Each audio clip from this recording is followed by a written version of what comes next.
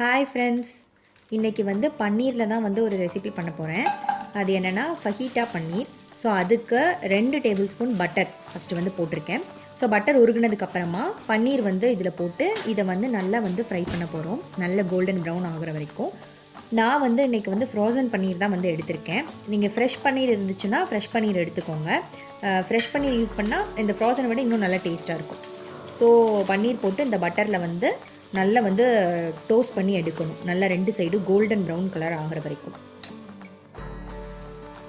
இப்போது இந்த பன்னீரில் டர்மரிக் பவுடர் ஒரு 1/2 teaspoon, chilli powder 1 tablespoon, cumin powder 1 tablespoon, garam masala 1 tablespoon, pepper சும்மா ஒரு 1/2 டீஸ்பூன் மட்டும்,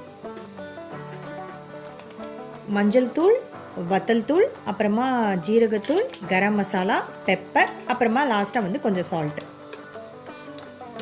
இதெல்லாம் போட்டு இந்த பன்னீரில் நல்லா மிக்ஸ் பண்ணிடணும். இந்த மசாலா எல்லாமே நல்லா மிக்ஸ் ஆனதுக்கப்புறமா 2 சைடுமே நல்லா கோல்டன் ப்ரௌன் கலர் ஆகணும். இந்த பன்னீர்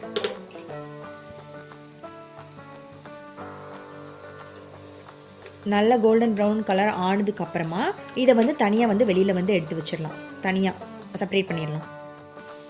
இப்போ பன்னீர் இந்த மசாலாவோட நல்லா கோட் ஆகி 2 சைடுமே நல்ல கோல்டன் ப்ரௌன் கலரில் வந்துச்சு. இந்த டைமில் இந்த பன்னீரை வெளியே எடுத்துடலாம். இப்போது அந்த பன்னீர் நான் வெளியே எடுத்து வச்சிட்டேன் தனியாக. அதே பேனில் இன்னொரு 2 ஸ்பூன் பட்டர் போட்டு ஆனியனும் கேப்சிகமும் ஃப்ரை பண்ண போகிறோம். இப்போது ஒரு பெரிய சைஸ் ஆனியன், அப்புறமா ஒரு கேப்சிகம் இந்த மாதிரி நீளமாக கட் பண்ணி இந்த பட்டரில் போட்டு நல்லா ஃப்ரை பண்ணணும். நல்ல ஷ்ரிங்க் ஆகி வரணும். இதில் சால்ட்டு, அப்புறமா chilli powder 1 tablespoon, cumin powder 1 table spoon போட்டு அதை நல்லா ஃப்ரை பண்ண போகிறோம். ஆக்சுவலி ஃபஹீட்டா பன்னீர், அந்த ஃபஹீட்டா சிக்கன், பன்னீர் யூஸ் பண்ணலாம், சிக்கன் யூஸ் பண்ணலாம், இல்லை பீஃப் என்ன வேணால் யூஸ் பண்ணலாம். இதோட base actually chilli powder and cumin powder மட்டும்தான். ஆனால் நான் பன்னீரை ஃப்ரை பண்ணும்போது மட்டும் கரம் மசாலா, எக்ஸ்ட்ரா பெப்பர் அதெல்லாம் ஆட் பண்ணிக்கிட்டேன். ஸோ நல்லாயிருக்கும் அந்த மாதிரி பண்ணும்போது. இப்போது இந்த ஆனியன் கேப்சிகம் நல்லா ஃப்ரை ஆயிடுச்சு. இந்த டைமில் அந்த பெப்பர் பன்னீர் எடுத்து வச்சிடணும்ல, அதையும் இதோட போட்டு ஆனியன் கேப்சிகமோட நல்லா மிக்ஸ் பண்ணி எடுக்கணும். இது ஆக்சுவலாக வெறும் chilli powder and cumin powder மட்டும் கூட யூஸ் பண்ணி பண்ணலாம். ஆனால் இந்த மாதிரி எக்ஸ்ட்ரா கரம் மசாலா, பெப்பர் இதெல்லாம் ஆட் பண்ணும்போது இன்னும் நல்லாயிருக்கும். பன்னீருக்கு பதிலாக சிக்கன் ஆட் பண்ணலாம்,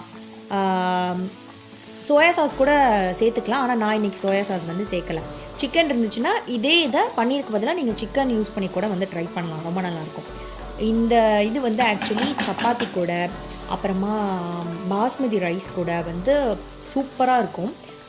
ரைஸ் ப்ளஸ் இந்த பன்னீர் ரொம்ப நல்லாயிருக்கும். இது ட்ரை பண்ணி பாருங்கள்.